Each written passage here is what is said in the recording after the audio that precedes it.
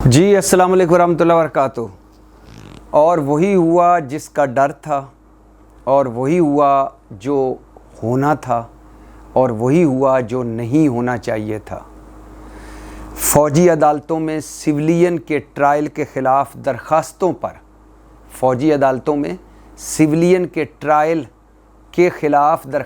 پر بننے والا larger bench بھی ٹوٹ گیا۔ میں نے لفظ بھی اس لیے لگایا ہے کہ پچھلے 6 مہینے میں کئی بینچ ہیں جو ٹوٹے، کئی بینچ ہیں جن میں سے ججز اٹھے اور پھر کسی بینچ کا فیصلہ بھی امپلیمنٹ نہیں ہوا۔ آپ کو یاد ہوگا چیف جسٹس عمر عطا بندیال نے 2 صوبوں کے الیکشن کے حوالے سے ایک 9 رکنی بینچ بنایا۔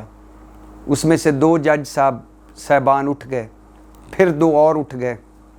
اور پھر وہ 5 رکنی بینچ رہا اور اس نے فیصلہ کیا کہ انتخابات کروائے جائیں، لیکن اس فیصلے کو نہیں مانا گیا۔ پھر جب دوبارہ معاملہ 2 صوبوں کے الیکشن کا سپریم کورٹ میں گیا، پھر چیف جسٹس عمر عطا بندیال نے 5 رکنی بینچ بنایا۔ اس میں سے پہلے 1 جج صاحب اٹھے، 4 رکنی رہ گیا، پھر دوسرے جج صاحب بھی اٹھ کر چلے گئے، اور پھر 3 رکنی بینچ رہ گیا۔ اور اس 3 رکنی بینچ نے بھی کہا کہ 14 مئی کو پنجاب کے الیکشن کروائے جائیں، لیکن وہ الیکشن بھی نہ ہوئے، وہ فیصلہ بھی حکومت نے نہ مانا۔ آج جب حالات یہ ہیں کہ 9 مئی ہو چکا ہے، جس کو پاکستان کا 9/11 کہتے ہیں، اور 9 مئی کے بعد سینکڑوں نہیں ہزاروں تحریک انصاف کے کارکن جیلوں میں ہیں، خواتین جیلوں میں ہیں، کئی وعدہ معاف گواہ اپنی گواہی دے چکی ہیں، ریکارڈ کروا چکے ہیں۔ پاکستان تحریک انصاف کے کئی سیاستدان جیلوں میں ہیں، کئی پارٹی چھوڑ چکے ہیں، کئی روپوش ہیں، غائب ہیں، انڈر گراؤنڈ چلے گئے ہیں۔ کئی سیاستدانوں کی گرفتاریاں متوقع ہیں، مزید کئی سیاستدانوں کی۔ زمان پارک کے خلاف گھیرا تنگ سے تنگ ہو چکا ہے۔ سنا جا رہا ہے کہ عمران خان کا مقدمہ بھی فوجی عدالت میں چل سکتا ہے، اور ان لمحوں میں، اس وقت جب اگلے ہفتے ایک بہت بڑی پریس کانفرنس ہونے والی تھی، جس میں 9 مئی کے منصوبہ سازوں، 9 مئی کے احتجاج کے اکسانے والوں، پراپیگنڈا کرنے والوں، اور 9 مئی کے پرتشدد احتجاج کرنے والوں، چاروں کو آپس میں جڑا ہوا دکھایا جانا تھا ثبوتوں کے ساتھ۔ اس وقت درخواستیں آئیں عمران خان کی طرف سے، اور سابق chief justice supreme court justice Jawwad S Khawaja کی طرف سے درخواستیں آئیں سپریم کورٹ میں کہ سویلینز کا ٹرائل فوجی عدالتوں میں نہیں ہونا چاہیے۔ ان درخواستوں کو سماعت کے لیے مقرر کیا چیف جسٹس عمر عطا بندیال نے، اور اس پر بنایا ایک لارجر بینچ۔ اور بڑی خوشگوار حیرت ہوئی، بلکہ بڑی حیرانی ہوئی، جب اس لارجر بینچ میں جسٹس فائز عیسیٰ قاضی، جسٹس یحییٰ آفریدی، اور جسٹس منصور علی شاہ، اور جسٹس طارق مسعود کو بھی شامل کیا گیا۔ مطلب وہ 5 جج صاحبان جن کے بارے میں کہا جاتا ہے کہ یہ چیف جسٹس عمر عطا بندیال کے دوسرے دھڑے میں ہیں، یعنی جسٹس فائز عیسیٰ قاضی کے ہم خیال جج ہیں۔ تو پھر لارجر بینچ کی گزشتہ روز پہلی سماعت ہوئی، اور ابھی سماعت شروع ہی ہوئی تھی کہ جسٹس فائز عیسیٰ قاضی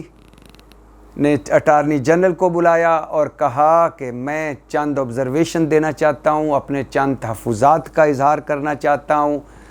اعتزاز احسن اور سردار لطیف کھوسہ عدالت میں وکل موجود تھے۔ لطیف کھوسہ نے کہا کہ پہلے ہمیں خوش ہو لینے دیجئے، مطلب ان کے کہنے کا تھا کہ آج ایک عرصے کے بعد ہم نے چیف جسٹس اور آپ کو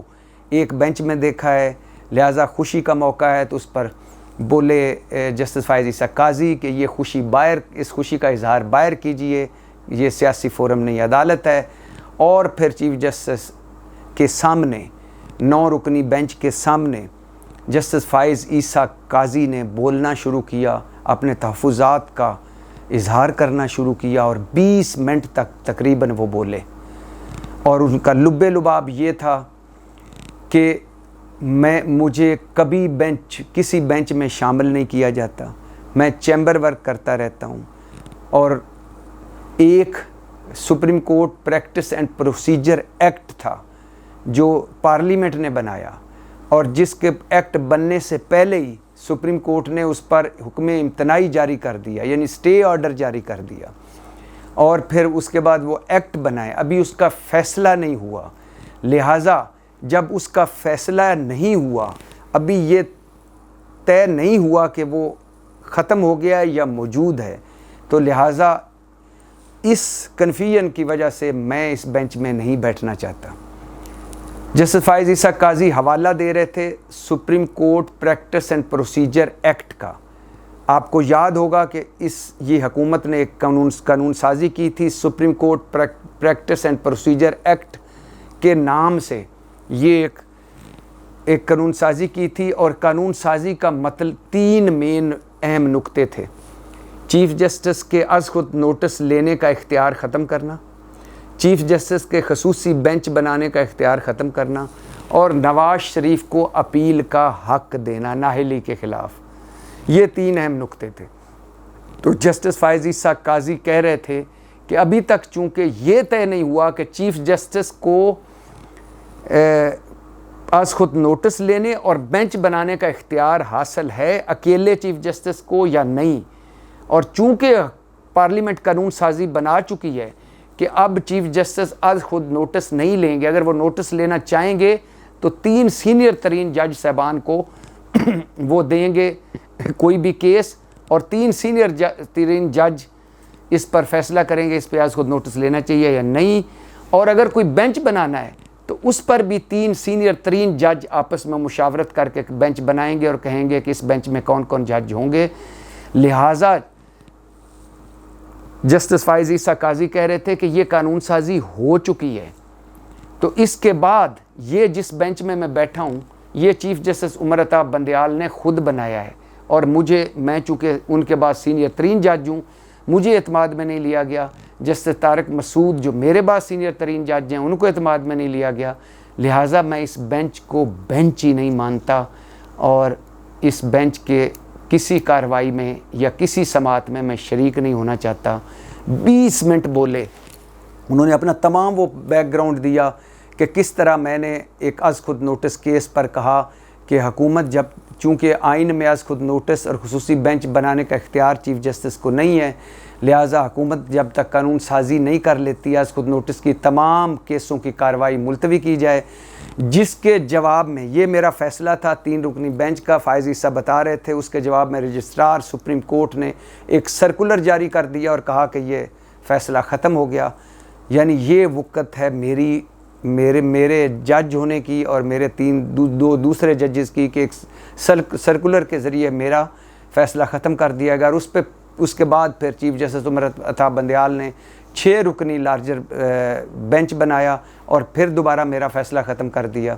اور پھر مجھے بینچوں میں بھی کئی بینچوں میں شامل نہ کیا گیا۔ میں چیمبر ورک میں نے کرنے کو ترجیح دی اس وجہ سے کہ میں سمجھتا تھا کہ چیف جسٹس اکیلے کو نہ از خود نوٹس لینے کا اختیار ہے نہ خصوصی بینچ بنانے کا اختیار ہے، لہٰذا جب تک قانون سازی یا یہ عمل واضح نہیں ہو جاتا میں نے چیمبر ورک کو ترجیح دی، اور آج بھی میں یہ کیس نہیں سنوں گا، میں اس بینچ کو نہیں مانتا، یہ کہہ کر وہ اٹھ گئے۔ اور یوں ان کے اٹھ کے جانے کے فوراً بعد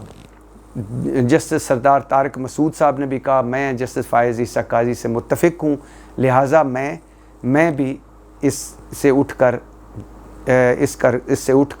بینچ سے اٹھ کر جانا چاہتا ہوں۔ یوں بینچ ٹوٹ گیا۔ اعتزاز احسن اور لطیف کھوسہ منتیں سماجتیں کرتے رہ گئے چیف جسٹس فائز عیسیٰ قاضی کی کہ آپ نہ جائیے، یہ بہت بڑا اہم موقع ہے، یہ انسانی حقوق کا معاملہ ہے، یہ سویلینز کا معاملہ ہے، یہ آپ کے عدالتی یعنی نظام انصاف کی آزادی کا معاملہ ہے، یہ سویلین عدالتوں کی آزادی کا معاملہ ہے، یہ بہت امپورٹنٹ وقت ہے، یہ ملک کا ایک اہم وقت ہے۔ تو آپ کے اگر کچھ اختلافات ہیں چیف جسٹس عمر عطا بندیال سے یا اندر سپریم کورٹ میں تو اس کا اظہار بعد میں کر لیجئے گا، اس کیس کو ضرور سنیے گا۔ لیکن جسٹس فائز عیسیٰ قاضی نے کسی کی نہ سنی، وہ اٹھ کر چلے گئے۔ اس کے بعد سردار طارق مسعود اٹھ کر چلے گئے، اور پھر چیف جسٹس عمر عطا بندیال نے 7 ججز کا دوبارہ بینچ تشکیل دیا اور ان کی سماعت ہوئی، اور اس سماعت کا لب لباب یہ ہے کہ چیف جسٹس عمر عطا بندیال کے 7 رکنی بینچ نے حکومت مطلب شہباز شریف، رانا ثناء اللہ اور باقی حکومت سے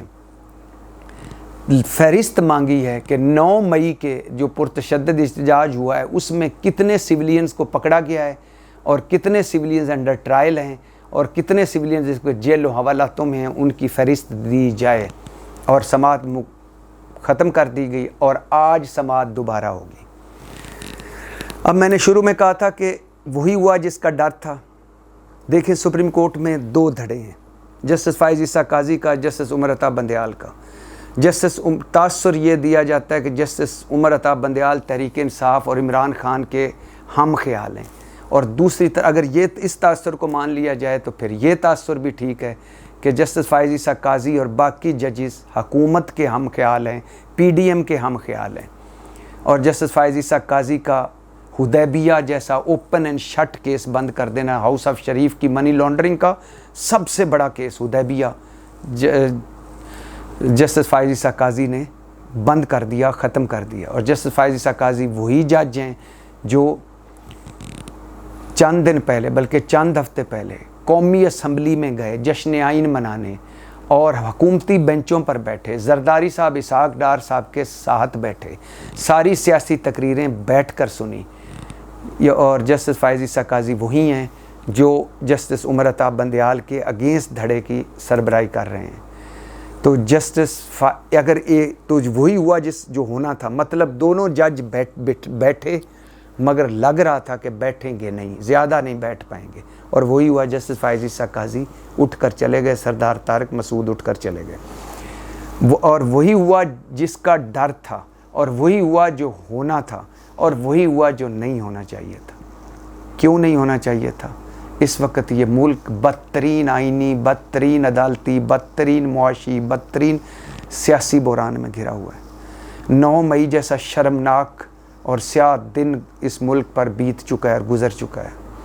ہزاروں لوگوں کی قسمتوں کا فیصلہ ہونا ہے کہ کون ہے 9 مئی کا حملہ کرنے والے، کون ہے منصوبہ ساز، کون ہے اکسانے والے، کون ہے اس پراپیگنڈا کرنے والے، کون ہے جنہوں نے اپنی فوج پر حملے کیے، کون ہے جنہوں نے اپنی فوج کے گھروں میں، فوجیوں کے گھروں میں گھسے۔ دیکھیے کوئی بھی احتجاج ہر بندے کا حق حاصل ہے اس کو احتجاج کرنے کا، لیکن کوئی اگر احتجاج کرتا کرتا آپ اور میرے گھر میں داخل ہو جائے اور میرا اور آپ کا گھر جلا کر راکھ کر دے، خواہ اس کو جتنا بھی غصہ ہو میرے اور آپ پر ہو، خواہ ہم نے جتنی بھی زیادتیاں کی ہوں اس کے ساتھ، کیا اس کو حق حاصل ہے کہ وہ آئے اور میرا گھر جلا کر راکھ کر دے؟ تو یہ ایک بہت بڑا ثانیہ گزر چکا ہے، اور اس کو سامنے رکھ کر بڑا اہم کیس تھا سپریم کورٹ میں 9 مئی کے حوالے کے ملزموں کو یا مجرموں کا ٹرائل، یعنی سویلینز کا ٹرائل فوجی عدالتوں میں ہونا چاہیے کہ نہیں ہونا چاہیے۔ اور اس پر دکھ یہ ہوا کہ جسٹس فائز عیسیٰ قاضی اٹھ کر چلے گئے۔ کتنا اچھا ہوتا وہ اس میں بیٹھتے اور فیصلہ کرتے، اور ایک ایسا فیصلہ جس میں کوئی مجرم بھی نہ بچ پاتا، اور کوئی بے گناہ بھی ایسا نہ ہوتا کہ جس کو رگڑا لگ جاتا، یعنی کوئی مجرم نہ بچ پاتا اور کوئی بے گناہ نہ سزا پاتا۔ لیکن وہ اٹھ کر چلے گئے، انہوں نے اپنے اندرونی اختلافات کو اہم سمجھا، انہوں نے اپنے ساتھ روا سلوک کو اہم سمجھا، اور انہوں نے اس وقت اس مشکل گھڑی میں لوگوں کی، قوم کی، ملک کو اس بحران سے نکالنے میں کوئی دلچسپی نہیں دکھائی۔ تو اب 7 رکنی بینچ ہے، یہ متنازع ہو چکا ہے۔ یہ لکھ لیجئے کہ جس طرح چیف جسٹس عمر عطا بندیال کے پہلے 2 بینچوں نے 5 رکنی اور 3 رکنی بینچ کا پی ڈی ایم نے کوئی نہیں مانا تھا فیصلہ، اسی طرح اس بینچ نے بھی جو بھی فیصلہ کیا حکومت نہیں مانے گی، بلکہ عرفان قادر صاحب تو فوراً ہی اس کے بعد کہہ چکے ہیں کہ اب یہ اللیگل بینچ ہے، غیر قانونی بینچ ہے، اور اب اس بینچ کا ہم فیصلہ نہیں مانیں گے۔ پی ڈی ایم کی میں آپ کو اندر کی بات بتاؤں، ان کے قانونی ماہرین کا اجلاس ہوا ہے، انہوں نے جسٹس فائز عیسیٰ کی آبزرویشنز کو سامنے رکھا ہے، اور جسٹس فائز عیسیٰ کے اس ریمارکس کو کہ یہ میں اس بینچ کو بینچ ہی نہیں مانتا، میں اس بینچ میں نہیں بیٹھنا چاہتا، یہ بینچ نہیں ہے۔ تو اس کو سامنے رکھ کر اگر چیف جسٹس عمر عطا بندیال نے کوئی فیصلہ دے دیا تو وہ پی ڈی ایم حکومت نہیں مانے گی۔ اس وقت تک یہی صورتحال ہے کہ ہم نے چیف جسٹس عمر عطا بندیال کے کسی بینچ کا فیصلہ نہیں ماننا،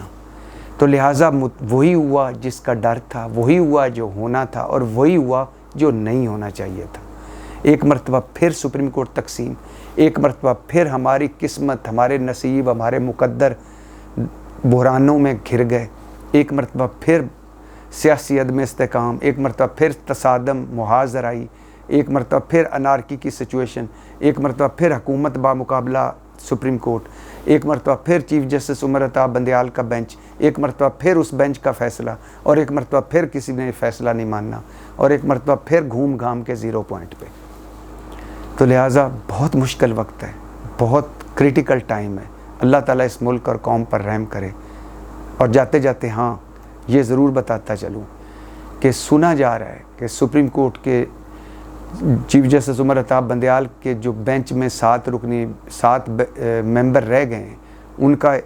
گزشتہ رات کوئی میٹنگ بھی ہوئی ہے ان کی، اور اس میں انہوں نے حکمت عملی طے بھی کی ہے۔ ہو سکتا ہے کوئی فل کورٹ کی طرف بات جائے، ہو سکتا ہے کوئی نئی چیز سامنے آئے، اور ہو سکتا ہے حکومت کو ٹف ٹائم دینے کی کوشش کی جائے، مگر حکومت بالکل تیار ہے۔ ان کو بہت بڑا جواز مل چکا ہے جسٹس فائز عیسیٰ قاضی کی ان دلائل اور ان لاجکس سے کہ وہ کیوں اس بینچ میں نہیں بیٹھنا چاہتے، کیونکہ حکومت یہ قانون سازی کر چکی ہے بقول چیف جسٹس فائز عیسیٰ قاضی کہ اب چیف جسٹس از خود نوٹس بھی اکیلے نہیں لے سکتے، اکیلے بینچ بھی نہیں بنا سکتے۔ تو یہ بینچ چونکہ چیف جسٹس نے اکیلے بنایا ہے، اور جسٹس فائز عیسیٰ قاضی نے کہا ہے کہ مجھے تو رات 8 بجے پتہ چلا کہ میرا بھی نام شامل ہے، تو لہٰذا مجھ سے مشورہ نہیں کیا گیا، مشاورت نہیں کی گئی، ڈسکس نہیں کیا گیا، لہٰذا میں اس بینچ کو بینچ نہیں مانتا اور یہاں سے اٹھ کے جا رہا ہوں۔ تو یہ وہ 3-4 پوائنٹس ہیں جن کو سامنے رکھ کر حکومت پھر ایک مرتبہ پتلی گلی سے نکل جائے گی، چور دروازے سے نکل جائے گی، اور ایک مرتبہ پھر ایک سپریم کورٹ ایک کوئی فیصلہ دے گی، اور اس فیصلے پر امپلیمنٹ نہیں کیا جائے گا۔ پاکستان زندہ باد۔